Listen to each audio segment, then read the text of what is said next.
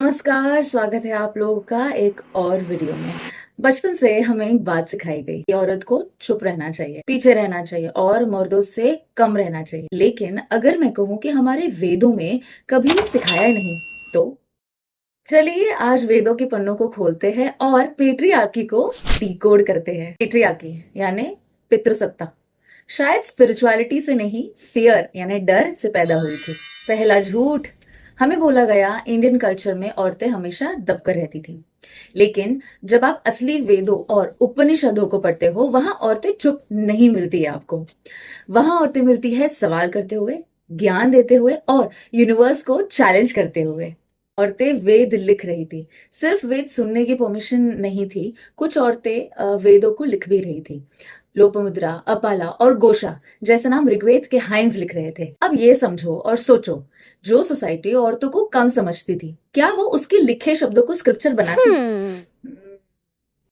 चलिए आपको अब एक गार्गी की स्टोरी सुनाते हैं जो ब्रह्मांड के सवाल कर रही थी। एक राज्यसभा में सबसे बड़े ऋषि और ज्ञानी बैठे थे और उनके बीच खड़ी थी एक औरत, गार्गी विचकनवी। उन्होंने महान ऋषि यज्ञवल्क्य से सवाल किया, आत्मा क्या है, ब्रह्मांड क्या है, जीवन का सत्य क्या है? परमिशन लेकर नहीं, इक्वल होकर। चलिए अब कुछ और चीजों पर थोड़ा और गौर करते हैं। ज्ञान, शक्ति, धन सब औरत है। ज्ञान को हम सरस्वती कहते हैं, धन को लक्ष्मी, शक्ति को दुर्गा। पावर का सिंबल भी फेमिनाइन ही है, क्योंकि पुरानी फिलॉसफी में औरत को वीक नहीं, क्रिएशन माना गया था। छोटा सा लाइट अर्धनारेश्वर कॉन्सेप्ट पे डालते हैं, जहां पे आधा शिव और आधी शक्ति। नीचे नहीं, पीछे नहीं, हाफ।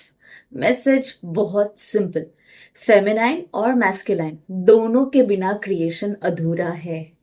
अब सोचने वाली बात है कि ये जो सोच है, ये बदली कैसे? धीरे धीरे सोसाइटी बदली, युद्ध हुए, राज्य बदले, प्रॉपर्टी इंपॉर्टेंट हो गई, कंट्रोल इंपॉर्टेंट हो गया। और सोसाइटी को कंट्रोल करने का सबसे आसान तरीका था औरतों को कंट्रोल करना। पेट्रियार्की फियर थी, जैसे मैंने स्टार्टिंग में भी बताया। शायद कुछ मर्दों को समझ आ गया था कि जो जीवन को जन्म दे सकती है, अगर वो अपनी असली पावर समझ गई तो दुनिया बदल सकती है। तो सोसाइटी ने धीरे धीरे उसे शर्म सिखाई, चुप रहना सिखाया, परमिशन मांगना सिखा दिया। मगर सच बात तो ये है कि हम कभी दुनिया डोमिनेट करना ही नहीं चाहती थी। वो सिर्फ रिस्पेक्ट, सेफ्टी, फ्रीडम और इक्वल एग्जिस्टेंस चाहती थी। लेकिन जनरेशंस की पेट्रियार्की अंदर ट्रॉमा छोड़ देती है। आई होप अब आपको समझ गया होगा कि पेट्रियार्की वेदों में नहीं लिखी गई थी, वो सोसाइटी ने लिखी जब उन्हें औरत की असली पावर से डर लगने लग गया था। लेकिन शायद अब औरतें फिर से याद कर रही है कि वो हमेशा से शक्ति थी। और ये मैसेज उन लोगों के लिए जिन्हें लगता है हम जैसी औरतें फेमिनिज्म या विमेन एम्पावरमेंट के फ्लैग बेयरर है। हम दुनिया पर राज नहीं करना चाहते, बस अपनी जगह वापस चाहते हैं। सोचिए इस बारे में, थिंक अबाउट इट।